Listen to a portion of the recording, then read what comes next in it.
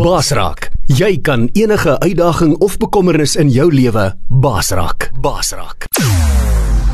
Jou oorwinning in Christus Radio. Baasraak Webradio. Is jy dors na die waarheid? Die boer van Zimbabwe, Henry Jackson, nooi jou om jou dors saam met hom te kom les uit die woord van God op sy program Strome van Lewende Water. Ja, ons gaan vanmôre weer gesels oor die besnydenis van die hart, deel 2. Maar ek voel dat ek gisterand, tenminste laas week, 'n bietjie vinnig gegaan het en ek het te veel op beslag gegee en ek wil weer teruggaan na, om die fondasies van hierdie hele lering goed te so gee my 'n paar minute dat ek nou net van die skrifte weer vir julle wil kan gee en dat ons net 'n goeie fondasie lê. En laas week met Matteus hoofstuk 15 en vers 8 en waar Jesus daar vir die mense sê, hierdie volk eer my met hulle lippe, hulle mond, maar hulle hart is ver van my af. En dis namelijk 'n ding dat mense godsdienstige ding kan hê, waar jy sê jy eer die Here, sê jy dien die Here, jy is elke Sondag in die kerk, maar eintlik is daar geen hart nie, jy ken nie die Here nie. Dis baie belangrik dat ons moet besef, daar is 'n ding wat aan die buitekant kan gebeur, maar aan die binnekant is dit nie heeltemal reg nie. So, hierdie volk eer my met die mond en die lippe, maar hulle hart is ver van my af. En dan Matteus 13 vers 14 waar Jesus sê, die hart van hierdie volk het stomp geword. Hart van hierdie volk het stomp geword. Nou onthou, ek het bietjie gepraat oor die mes wat stomp is. Jy kan nie 'n tamatie sny met 'n stomp mes nie. Die Here wil ons gebruik, maar die mes is stomp en wat daaroor gaan is, as jy na die konteks daar kyk, is dat die mense nie die stem van die Here hoor nie. My volk hoor nie meer my stem nie.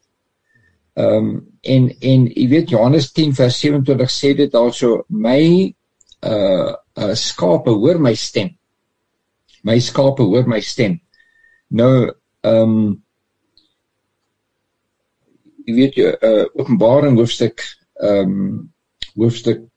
2 en hoofstuk 3, praat dit daar so, die 7 sentbriewe wat uitgestuur word na die 7 gemeentes, en die einde van elke een van daardie briewe, sê daar so, hy wat ore het om te hoor, dat hom hoor wat die Heilige Gees aan die gemeente sê. En dan hoor die Heilige Gees is besig om te praat, het ons ore om te hoor. Dis die sleutel, het ons ore om te hoor, en daai ore het te doen met die hart, die gewilligheid, die vermoë om in ons hart te kan woord ontvang, waarheid ontvang en dit te gehoorsaam. Dis die groot ding, dit te gehoorsaam. Ek het nou die laaste keer daaroor gepraat nie, maar as jy kyk na Matteus 5, 6 en 7, is dit die bergprediking. Julle ken daai bergprediking. En hy eindig die storie van die bergprediking met hierdie, hy praat van die wyse man en die dwaase man. Jy ken daai. Die wyse man wat hulle huise bou, die wyse man bou sy huis op die rots en die dwaase man bou sy huis op die sand.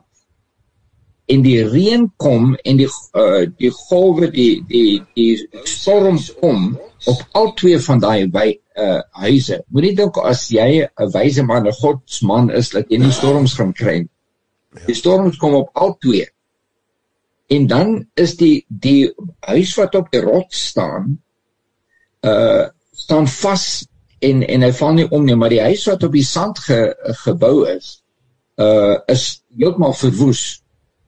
En dan sê hy die verskil tussen die wyse man en die dwaase man, luister nou hierdie ding, die verskil tussen die twee is, die een hoor en doen, en die ander hoor en doen nie. Dis die verskil tussen die twee. Kan jy glo? Die een hoor en doen, die ander hoor en doen nie. In ander woorde, daai vermoë om te hoor is nie net te hoor nie, maar hoor en doen. Hoor en reageer daarop. Here, ek is die een. Ek moet my weer verander. Daar's dinge wat moet verander in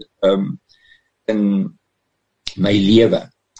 Nou, gaan ons terug na Matteus 12 vers 35. Hier is deel van wat ek laasweek gedeel het. Die skat van die hart waar Jesus nou praat van die skat van die hart. Hy praat van die boom. Hoe ken jy 'n boom? Jy ken hom by sy vrug. Hoe weet jy is 'n appelboom? Hy dra appels. Dan praat hy van die skat van die hart. Uit die binneste, uit die skat van die hart praat 'n mens. En wat uit die mond uitkom, wys vir jou wat in die hart aangaan. Wat gaan daar diep onderaan? En uit die skat van die hart neem 'n wyse man wysheid. En 'n dwaase man uit die skat van sy hart, die dinge wat hy in sy hart en gebeure het, kom daar dwaasheid. Dan vra ons die vraag, wat is in jou hart, wat het in jy in jou hart gebeure? En dan het ons gegaan na Jeremia 17 en vers 1 waar dit praat van die sonde van Juda met 'n ystergriffel op die tafel van die harte uitgekrap. So hy praat daar van die sonde van Juda, God se volk. Die sonde. Ons praat nou nie van die heidene daar ver nie. Hy praat van God se volk. Jy verstaan? Die sonde is op die tafel van die harte uitgekrap. Daar's seer plekke uit dinge wat in die verlede met ons gebeur het, hoe ons daarop reageer het, die bitterheid en die pyn van ons verlede, wat ook al met jou gebeur het, jy is verkragt of seer gemaak op een of ander manier en hoe jy daarop reageer het. En ek herinner julle aan 'n deel van my getuienis waar toe die manne gekom het daar op my plaas in Zimbabwe om my plaas oor te neem, vir my gesê het jy is onwettig op hierdie plaas en ons bring nou die nuwe eienaar van die plaas, dat jy die nuwe eienaar kan ontmoet. En een man kyk na my, hy sê vir my, do you know who I am? Weet jy wie is ek? Ek sê vir hom nee, ek weet nie wie sê hy nie. Hy sê vir my naam is Kaningoni en ek kan boere van hulle plase afhaal in 2 ure. Lig sy 2 vingers op en sê 2 hours. En ek sê vir die man, I have something to say to you. En toe ek dit sê, toe weet ek nie eintlik wat ek gaan sê nie. Maar ek onthou dat die skrif sê dat jy nie hoef bekommerd te wees oor wat jy op so 'n dag gaan sê nie, want die Heilige Gees sal jou die woorde gee wat jy moet sê. En uit my hart uit, want ek het die dinge van die Gees in my hart geplant, uit my hart uit kom woorde. Ek sê vir hom, Mr. Kaningoni, you and I are both going to die one day. Al 2 sterf, dit kan jy nie stop nie.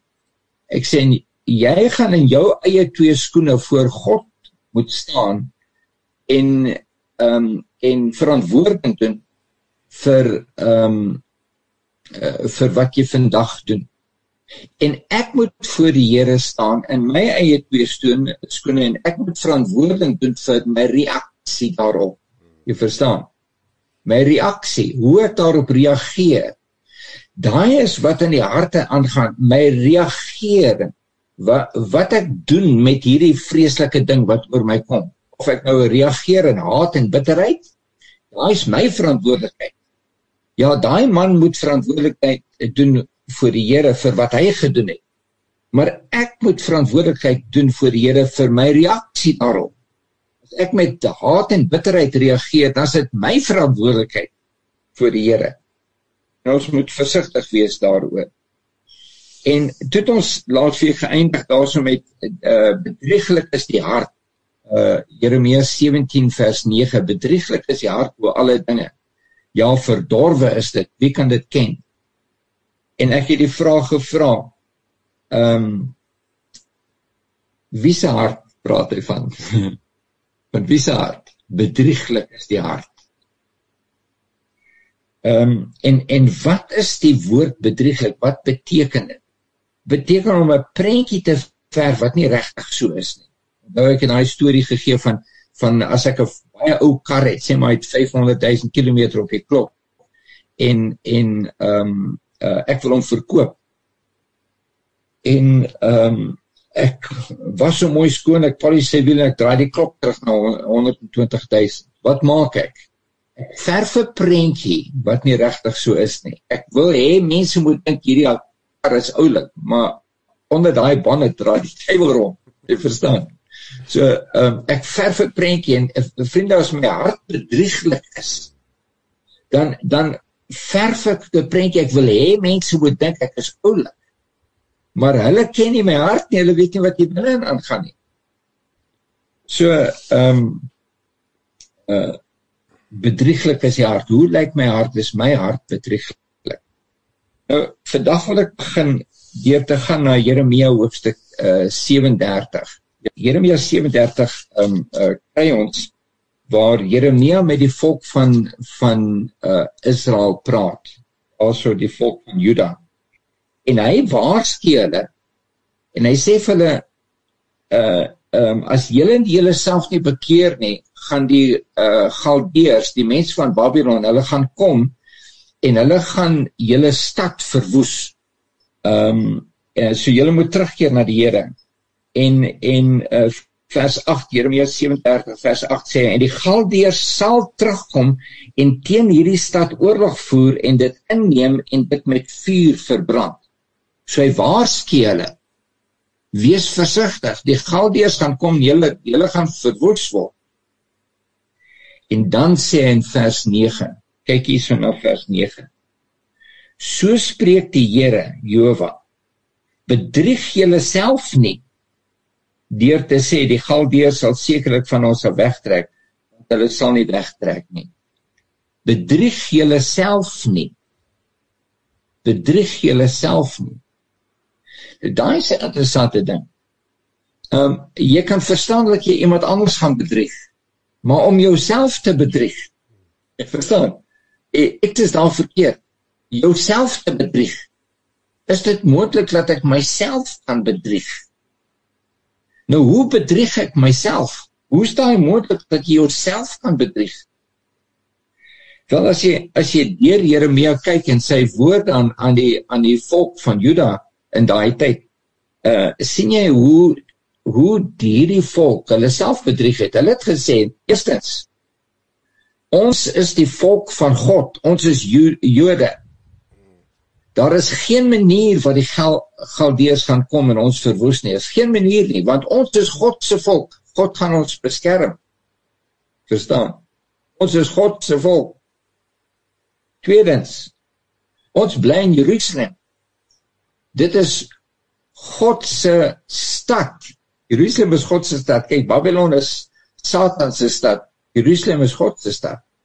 Daar is geen manier wat God gaan toelaat dat hierdie bose mense oor hierdie stad kan kom en hierdie stad verwoes nie. Ons is veilig. God gaan ons beskerm. Verstaan? Derdens, die tempel van Salomo is in hierdie stad. God se teenwoordigheid is hier by hierdie tempel. Daar is geen manier wat die Galdeërs gaan kom en ons verwoes nie. Ons is veilig. Ons het God se tempel hierso. Ons is Jode, God se volk. Ons bly in Jerusalem, God se stad. Ons het God se tempel waar sy teenwoordigheid is. Ons is veilig. Ons kan doen wat ons wil. Ons kan lewe soos ons wil. God gaan ons beskerm. Daar is die bedrog. Verstaan? Nee, vriend. Jy kan nie net lewe soos jy wil en dink jy gaan die beskerming van God hê, net omdat jy God se volk is, net omdat jy miskien omdat jou ouers goeie mense was. Ek onthou toe ek 'n kind was, die Here my hart regtig aangeraak en ek was bekommerd. Wat gaan ek hemel toe? Gaan ek dit nog by die Here uitkom? En ek het myself probeer oortuig, maar my ma is 'n baie goddelike mens. Die Here ken my ma goed. ek sal okay wees. Nee vriend, of jy gelowige ouers gehad het, of wat ook in jou situasie is, jy gaan in jou eie twee skoene voor God moet staan. En daai dinge gaan nie help nie. Dis goed dat jy onderrig kry van goddelike ouers, maar jy gaan voor jou eie voor God staan in jou eie twee skoene, moet jouself nie bedrieg nie, en verskonings maak, hoekom ek kan leef soos wat ek wil nie. Jy moet verantwoordelik doen, ek moet verantwoordelik doen vir ons eie dinge. As ek nou aangaan, lees ek daar in Obadja. Obadja is 'n klein boekie in die Ou Testament, een van die klein profete. Hy het net een hoofstuk, en hy praat teen die mense van Edom, die Edomite. Nou die Edomite is nou Esau se nageslag, nee. Esau is die man wat so bitter was. Julle? Hy was bitter omdat hy sy erfenis verloor het. Sy broer Jakob het dit van hom af gekoop, potjie sop, en hy was verbitter. Nou sê dit daar so in Obadja 1 vers 3, dit sê daar so, praat met Esau, hy sê vir hom, die vermetelheid van jou hart het jou bedrieg. Die vermetelheid van jou hart het jou bedrieg. Wat is vermetelheid? Dis hoogmoed, arrogansie, is dit nie? Die vermetelheid, jou hoogmoed het jou bedrieg. Vriende, hoogmoed bedrieg myself. Hoe is dit moontlik dat ek myself kan bedrieg? Hoogmoed, vriende, hoogmoed. As ek hoogmoedig is, nee, dis die ander mense se skuld, dis nie ek nie. Weet, ons soek altyd om onsself te regverdig, is dit nie? Weet of julle dit doen nie. Maar dis die natuur van die mens, van die vlees. Ons wil onsself regverdig, is altyd die ander mense se skuld, is die government se skuld, is my vrou se skuld, is my kinders se skuld, is my oom en tannie se skuld, die mense wat my seer gemaak, is hulle skuld, dat ek in die situasie is waarin ek is. Nee vriende, dis bedrog, dis selfbedrog. Ek moet daarna kyk en sê, ja, hierdie dinge het met my gebeur, maar hoe het ek daarop reageer? Wat is my reaksie daarop? Want ek moet verantwoording doen voor God vir my reaksie. Verstaan? Ek moet verantwoording doen voor God vir my reaksie.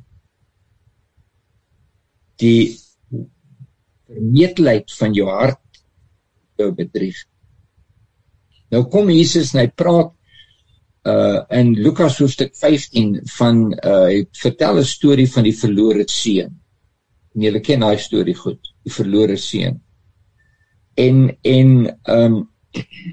hy vertel van hierdie seun wat, daar was issues in sy huis, die Bybel vertel ons nie wat daai issues was nie, maar daar was issues daar, so 'n kind gaan nie nooit sommer weg en sê, ek vat my goed en ek trek nie, daar moes iets gebeur het. Daar was verhouding probleme gewees in hulle huis. Al seun gaan staan na sy pa toe, hy sê, ek wil al my erfenis sê, alles wat na my toe kom, ek wil dit ek gaan weg, ek wil nie meer hier so bly nie. En daai seun, dis die pa gee sy seun die goed, en daai seun is op pad, hy is weg. En die probleem is, daai seun vat sy hart saam met hom. Jy verstaan? Hy vat sy hart saam met hom. En waar hy gaan, sit hy met hierdie selfde hart wat vol haat en bitterheid is. En daai vrug van wat hier so aangaan, waar ook al jy gaan in die lewe, daai selfde vrug kom uit. En daar's baie mense wat skei van hulle vrouens, hulle mans. En sê, nee, my man is dit, my vrou is dit, nou, ek skei, en dan gaan iemand anders kry, en so. Jy vat jou hart saam met jou. Wat ook al die issues was, waar jy gewees het, daai dinge, vat jy saam met jou, of jy wil of nie. En hoekom is dit, dat as 'n persoon eers een keer geskei het, is die tweede egskeiding makliker en die derde makliker en die vierde makliker, want jy is nou gewoond, is okay. Dis altyd die ander een se skuld, dis moes nie my skuld nie. Vriende, wat gaan in jou eie hart aan? Jou verantwoordelikheid as man, om vir jou vrou te sorg en jou kinders te sorg. As jy nie daai verantwoordelikheid nakom nie en jy gaan na die ander plek toe, vat jy daai selfde issues saam met jou. Moet nie jouself bedrieg nie. Is hoogmoed. Wat sê nie as die ander mense, is my vrou se skuld, is my man se skuld, is die government se skuld. Is hoogmoed wat ek doen, vriende. En as ek eers myself bedrieg het, dan sit ek met daai storie. Ek weet mos as die ander persoon se skuld is nie, kan nooit mos my skuld wees. Nee, vriende, ek moet aan myself kyk en sê, is dit miskien moontlik? Is dit miskien moontlik dat ek skuldig is? Laat my hart vieslik lewe. Is dit miskien moontlik? As die deure van my hart moes oopgemaak word en laat mense kan insien, wat sou hulle sien? Ons maak dit moes toe, ons wil nie hê mense moet sien wat die binnenkant aan kan doen. So hierdie verlore seun, hy is op pad en hy het nou baie geld en jy weet, as jy baie geld het, jy baie vriende. En hulle het lekker partytjies en oreerderye en los lewe wat hy lewe daarso en hy het sommer baie vriende, maar soos wat sy geld minder en minder en minder raak, so raak sy vriende ook minder. En toe hy geen geld meer oor het nie, toe het hy geen vriende nie. Want vriende wat jy deur geld koop, nie regtig vriende nie. Vriende is vriende wat by jou staan in die moeilike tye. En toe hy geen meer geld oor het nie, is hy honger, en hy het nie geld om kos te koop nie, en hy met sy sagte handjies moet nog gaan werk. En al werk wat hy, hierdie Joodse seun kry, om varke op te pas. En vriende, vir 'n Joodse seun om varke op te pas, weet jy nou verstaan, dis die laagste van die laagste werk wat 'n Joodse seun, jong man kan kry, om varke op te pas. Maar hy moet daar so gaan, en hy moet hierdie varke kos gee, en hy wens dat hy van die kos kan kry wat hierdie varke eet. En vriende, dis in daai varkhok, sê die Bybel, toe kom hy tot sy sinne. Hy kom tot sy sinne. En ek noem dit die kosbare varkhok. Die kosbare varkhok. Want daar in daai varkhok gebeur daar ietsie goed, wat ergens anders moet gebeur nie. Uiteindelik sien die seun wie hy is, wat sy lelike hart, vieslike hart hy. En jy weet, Hosea hoofstuk 2 vers 14 praat die Here daarso, en hy sê vir die volk Israel, wat ver van hom af gegaan het, hy sê, ek gaan julle na die woestyn toe lok, en daar in die woestyn gaan ek met julle harte praat. Ek gaan in die woestyn, in die varkhok, met jou hart praat. Daar is 'n kosbare ding van 'n woestyn, van 'n varkhok. Dit is 'n kosbare ding. En daai kosbare varkhok, daar in die varkhok, sê die Bybel, kom hierdie jong man tot sy sinne, en hy sê, ek gaan terug na my vader toe, en ek gaan vir hom sê, Vader, ek het gesondig. Kyk die draai van hart daarso, né? Die verandering van die hart. Dis nie nou meer al die ander mense se skuld nie. Dis jou skuld, dis my pa se skuld, dis my oom se skuld, dis my vrou se skuld, my man se skuld. Nee, die varkhok bring my by 'n plek waar ek sê, dis eintlik ek. Hier lê die probleem. Dis ek wat moet verander. Dis my hart wat vieslik lelik is. Ek het verkeerd reageer. Ek het my lewe op sand gebou. En hierdie woestyn, hierdie varkhok, hierdie woeste storm is besig om my huis weg te vee, te verwoes. Dis ek wat daai huis op grond, op sand gebou het. En ek moes dit op die woord gebou het, ek moes dit op waarhede gebou het. En ek het dit op my eie hoogmoed, my eie arrogansie, my eie welliste, het ek my lewe gebou, en die lewe is besig om in mekaar te tuimel. My huis. Vriende, hy gaan terug na sy pa toe. En sy vader, die Bybel sê, hy sien hom van 'n lang end af, sien hy sy seun terugstap. Hy pa is besig om uit te kyk elke dag, wanneer kom hy seun, wanneer kom hy seun, lang na sy seun. Ons ken daai storie. Baie van julle ken daai storie vir jou kinders te bid. Die kinders het 'n manier om partykeer hulle eie pad te stap. Vriende, jy as pa, jy bid en die Here hoor die gebede van die ouers. Hulle bemoedig, hy hoor die gebede van julle ouers. My ma het een keer gebid, 25 jaar na sy gesterf het, antwoord die Here daai gebede. In ander woorde, daai gebede hang voor God. Na jy gesterf het, hang daai gebede nog voor God, en hy sien daai gebede, en sy oë is op daai kind. So hierdie vader bid vir sy kind, en hy kyk uit, wanneer kom my kind terug, en hy sien daai kind, hy hardloop na hom, daai kind het 'n speech voorberei. Vader, ek is nie werd om jou kind genoem te word, en maak my net soos een van jou diensknegte was sy speech gewees. Die pa gee hom die kans om sy speech te gee, en hy gooi sy arms om hierdie stinkende, en jy moet weet, hierdie seun kom nou van 'n varkhok af, hy stink, hy het baie kilometers gestap, hy stink van die sweet, hy stink van die varkhok, die pa gee die op vir die stank nie, hy gooi sy arms om daai kind, hy sê, my seun is terug. Die seun wil nog sy speech gee, maar die pa vat nuwe klere wat hy daar gebring het, gee vir hom 'n nuwe kleed van geregtigheid, nuwe skoene van die evangelie, sit hy aan sy voete. Hy sê vir sy diensknegt, daai vetgemaakte kalf, gaan slag dit, ons gaan vanaand partytjie, want my seun is terug, hy was verlore, maar hy's terug. Vriende, daai kalf was al lank al vet gemaak, hy voer daai kalf, want hy verwag sy seun gaan terugkom. Jy verstaan? Hy het 'n verlange vir sy seun, en daar's 'n kalf as te ware, wat vet gemaak is.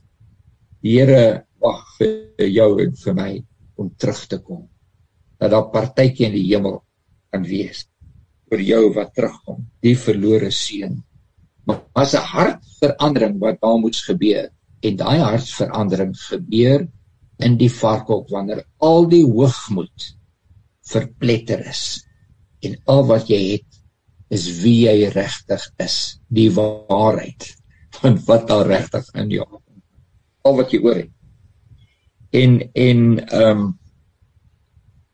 Nou sien ons hierdie hoogmoed, Paulus, wat een hoogmoedige, regverdige man, hy is moes 'n fariseer, hy is onder die beste leraars in Israel, het hy groot geword, Gamaliel en so, en hy ken die wet, hy kan dit quoteer van begin tot einde, hy het sy kop quoteer, hy ken hy is 'n godsdienstige man.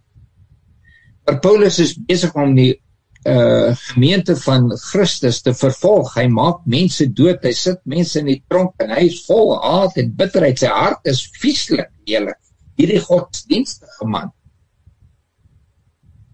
En vriende, is daar op die Damaskuspad, die lig skielik om Paulus skyn, en hy val daar op die grond, en hy hoor die stem van Jesus sê, Saul, Saul, hoekom vervolg jy vir my? En Saul antwoord, hy vra, wie is u Here? Kyk na daai vraag, wie is u Here? Hier is hierdie godsdienstige man, elke Sabbatdag is hy in die sinagoge, hy is een van die topleiers, geestelike leiers van die land, en hy moet die vraag vra, wie is u Here? Is dit moontlik dat ons godsdienstig kan wees, maar nie die Here ken? Ek vra daai vraag. Is dit moontlik? Ja, vriend. Ek het dit al baie teëgekom. Mense wat baie godsdienstig is. Ek het my kerk. Elke Sondag sit hulle daar met pakklere en wit tasse, wat ook al. Elke Sondag in die kerk. Maar ek ken nie die Here nie. Toe ek 'n appie was, 'n apprentice was, as 'n jong man, was ek onder 'n hele klomp mans, my ambag as 'n patternmaker, ek het daai ambag geloop in Zimbabwe, en ek het mans om my gehad, wat nou bekwame mense was, van Engeland, van Skotland, van verschillende areas, Italië en so aan, en onder andere hierdie Afrikaner. Hierdie Afrikaner was 'n ouderling, een van die top ouderlinge in sy kerk. Elke Sondag was hy daar. Maar by die werk het hy verskriklik vieslik was sy taal gewees. Hy die lelikste gepraat van al die ander mense wat nie gelowige mense was nie. Dis hierdie man. En dink ek, hoe is dit moontlik dat 'n godsman so vieslik kan praat? Dit wys jou wat in sy hart is. Saul, hoekom vervolg jy my? En Saul antwoord, wie is u? Gaan ons eendag voor die Here moet staan en die vraag vra, wie is u? Nou ons hele lewe lank in die kerk gesit het. Jy verstaan? Hele lewe lank godsdienst gehad het. Maar ons moet die vraag vra, wie is u, Here? Het ek nog ooit by Jesus Christus uitgekom? 'n Damaskuspad ervaring gehad waar my lewe omgedraai is. Vriende, van daai dag af, die Here het vir Saul gesê, hy moet in Damaskus ingaan na 'n sekere plek toe, en daar sal dit vir hom gesê word wat hy moet doen. En Ananias, die Here praat met Ananias en sê vir hom, daar's 'n man wat in so plek is, sy naam is Saul, en jy moet na hom toe gaan, en dit is wat jy moet doen, jy moet vir hom bid. En Ananias kom, en die eerste ding wat Saul moet doen, is hy moet homself laat doop. Dan moet jy weet, hy is deur die besnydenis, hy is deur al die rituele van die sinagoge. En nou moet hy homself laat doop. Wat is 'n nuwe ding is dit? Wat is daai doop? Daai doop is ek sterf vir my ou lewe en ek begin 'n nuwe lewe met Christus. En daar's baie mense wat groot gedoop is, wat nog nie eintlik die Here ken nie, hulle het net 'n ritueel gedoen. Wees versigtig dat jou doop of wat ook al ritueel jy doen, nie net 'n godsdienstige ritueel is nie. Ons moet kom by die realiteit waar ek sterf vir my ou lewe. Ek het 'n Damaskuspad ervaring, my lewe verander, dit sal nooit meer dieselfde wees nie. My hart is skoongemaak deur die Here. Al hierdie vuilnis, al hierdie bitterheid, al hierdie haat, al hierdie vloektaal, al hierdie goedheid wat hier so in my hart is uitgehaal en skoongemaak. En ek my hart, my lewe draai om. Ek begin nou 'n nuwe huis te bou op 'n soliede rots, nie meer op die sand nie. Ek praat baie sterk teen dooie godsdiens, want ek sien hoe dit mense se lewens verwoes en families verwoes. Want ons is mos godsdienstige mense, net soos die mense van Juda daar gesê het, ons is mos godsdienstig, ons is mos God se volk. Ons bly in Jerusalem, ons het die tempel, ons het al die regte dinge, maar die hart is vieslik vuil. Dit is 'n ernstige woord. Dawid, die koning, as 'n kind, het regtig die Here gedien. Hy was lief vir die Here, hy het die Here geken. Maar toe hy nog koning geword het, toe het hy nou al hierdie rykdom om hom, al die mense wat voor hom neerbuig en hom eer en so aan, en hoogmoed kom in sy hart. En op 'n dag stap hy daar op sy dak rond en hy sien 'n vrou wat daar so wat, ek weet nie hoe die vrou so wat in die openbaar nie, maar hy sien die vrou wat daar so wat, en hy begin vir haar te begeer, en hy stuur iemand om haar te gaan haal, en hy pleeg egbreek. En toe die vrou vir hom laat weet, sy is nou swanger, toe gaan hy nou verder, jy weet, ek moet nou kry, laat haar man kom, laat dit sal blyk, laat dit haar man sy kind is. En in die einde van daai storie, laat hy daai man, Uria, ook laat doodmaak. So, nou het hy nie net egbreek gepleeg nie, maar hy het ook moord gepleeg. Hoekom? Want daai dinge was in sy hart gewees. Waar het dit vandaan gekom? Hoogmoed. As ons begin hoogmoed koester, wat 'n oulike persoon dit ek is, belangrike persoon, wees versigtig, want saam met hoogmoed kom baie ander dinge. Dis wanneer my eie hart bedrieg word, waar ek dink ek is okay, maar ek is nie regtig nie. Die skrif waarsku weer en weer en weer en weer in hoogmoed. God weerstaan die hoogmoedige. Is dit nie wat dit sê daar in Petrus nie? En Jakobus, God weerstaan die hoogmoedige. Vriende, as God jou weerstaan, wees versigtig, jy gaan nie wen nie. God weerstaan die hoogmoedige, maar hy gee genade aan die nederige. Hy weerstaan die hoogmoedige en hy gee genade aan die nederige.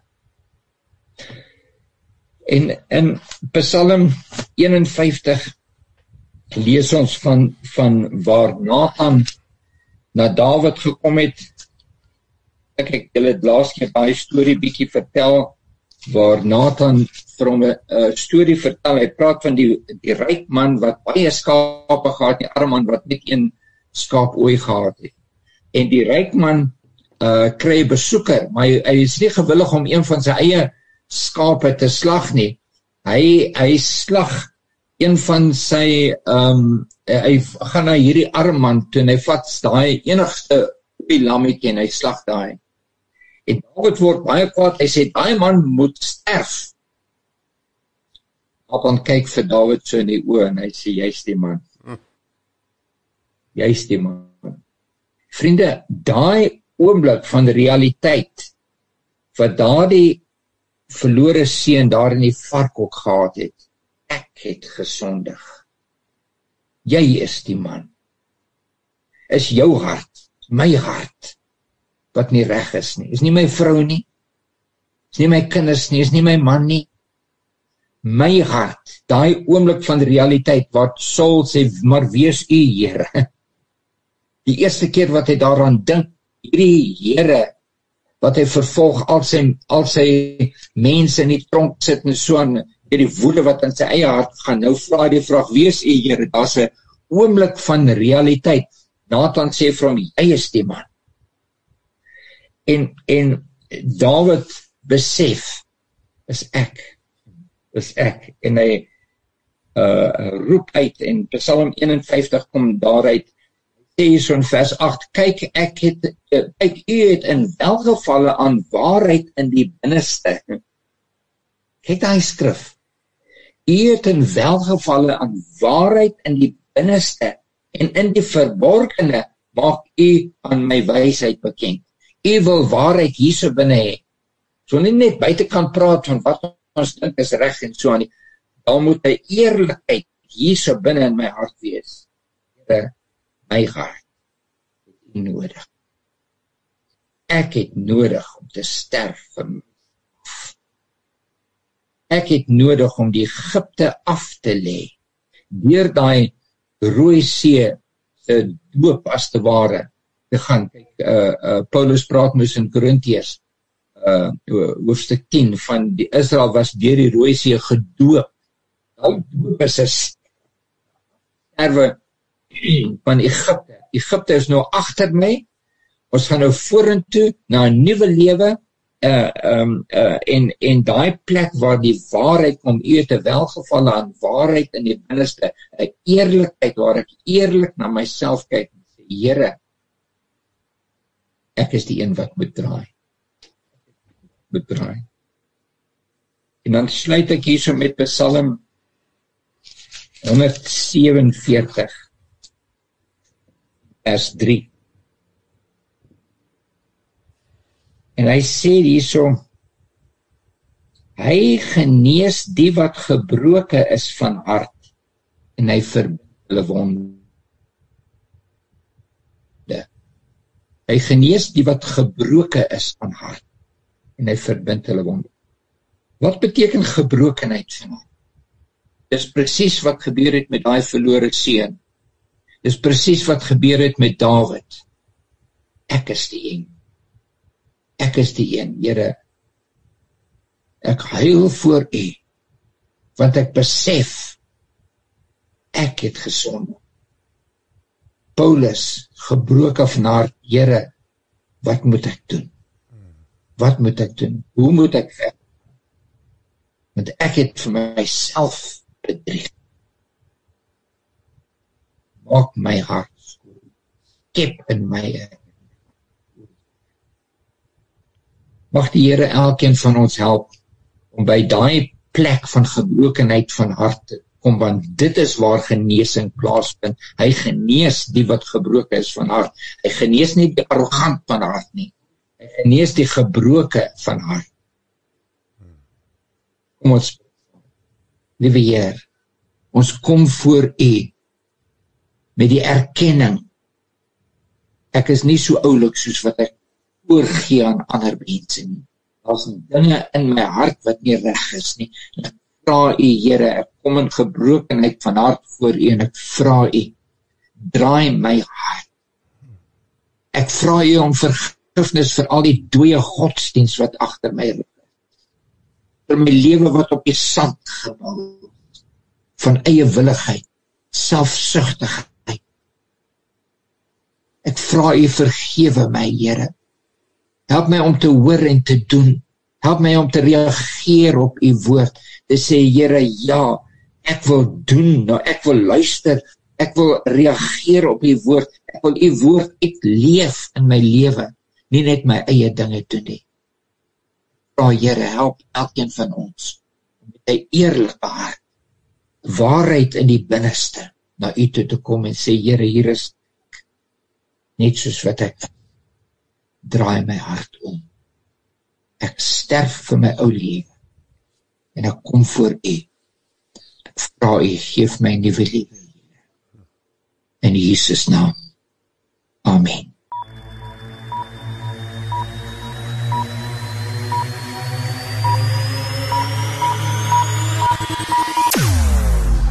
Jou oorwinning in Christus Radio. Basraak Webradio.